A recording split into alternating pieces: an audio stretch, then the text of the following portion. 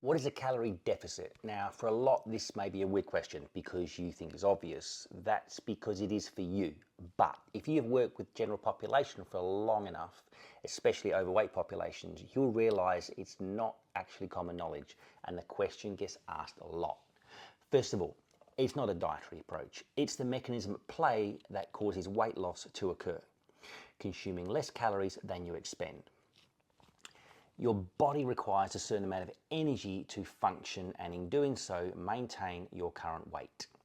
If you're continually consuming in excess of the requirements, the excess energy from food will store in muscles, liver, and as body fat. If continually consuming less than you require, a calorie deficit, your body will utilize stored energy, and yes, eventually that's stored body fat, and you will lose weight.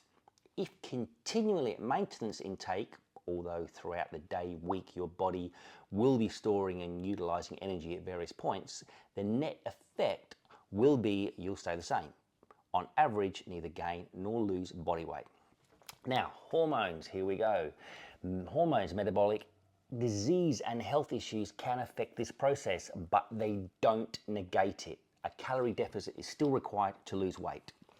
What these issues may affect is the efficiency at which you lose weight or your ability to get into a calorie deficit, but nothing will actually cause you to maintain or gain weight in a calorie deficit. We don't make fat from thin air.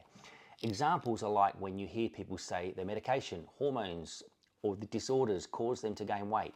It may cause them to eat more. It may cause them to have a different TEE, total energy expenditure level, than before.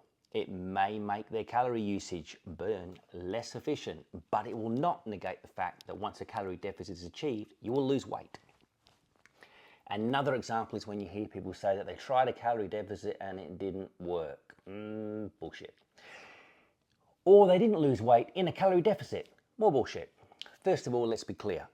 They were not continuously in a calorie deficit. They either thought they were due to concluding that they had their numbers right, or they're not tracking or utilizing an approach which has actually put them into a calorie deficit.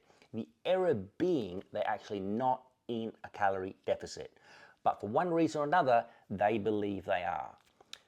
The one true way of knowing if you were is by weight and measurements. If you're not going down, you're not in a deficit, regardless of what your calculator says, your beliefs, or your feelings.